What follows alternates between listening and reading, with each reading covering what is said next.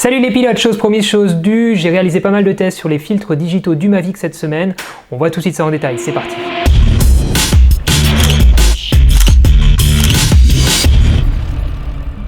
Avant de commencer, je tiens à vous remercier parce que vous êtes de plus en plus nombreux à me faire confiance et ça m'encourage à faire de nouveaux tests, à partager davantage mon expérience avec vous. Merci aussi pour vos nombreux commentaires qui sont tous très constructifs et encourageants. Il faut savoir que ce format YouTube est vraiment tout nouveau pour moi puisque j'ai plutôt l'habitude d'être derrière la caméra que devant l'objectif.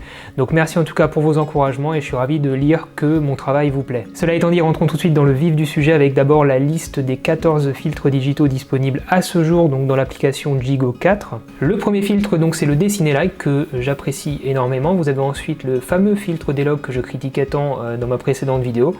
Vous avez ensuite un filtre nommé Normal, un autre qui s'appelle True Color, et après vous avez le filtre Art que j'apprécie également, qu'on va développer dans cette vidéo.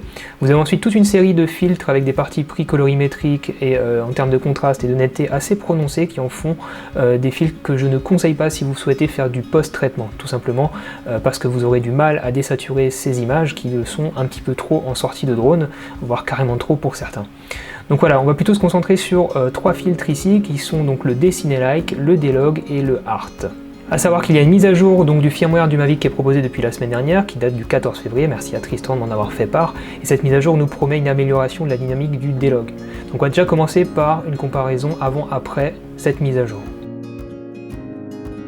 Avant la mise à jour du firmware, donc du 14 février 2017, donc le log était très plat à mon goût, même s'il s'agit d'un signal log. Après mise à jour, on obtient quelque chose de beaucoup plus dynamique en termes de couleur et d'exposition, et je préfère largement ce signal à l'ancien.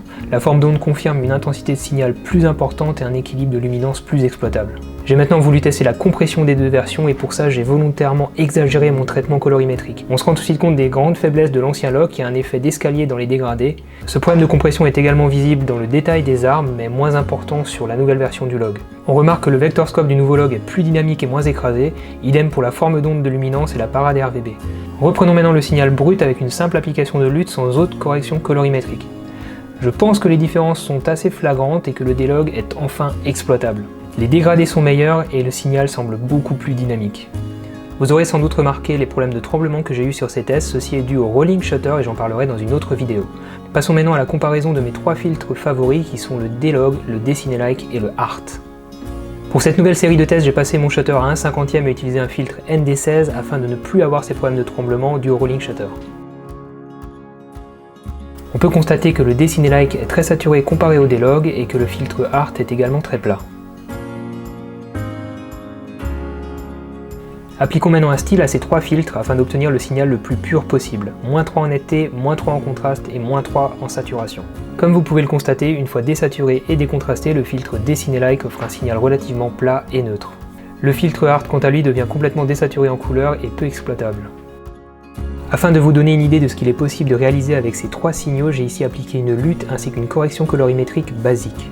Il est tout à fait normal d'obtenir un résultat différent même en ayant appliqué la même lutte et la même correction colorimétrique aux trois filtres, cependant vous noterez que le Dessiné Like s'en sort toujours mieux que les autres en termes de dégradé dans le ciel.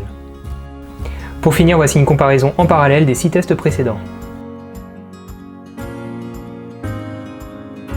Pour conclure cette vidéo, on peut dire que le D-Log est enfin exploitable, merci à J pour la mise à jour, n'oubliez pas de la faire surtout.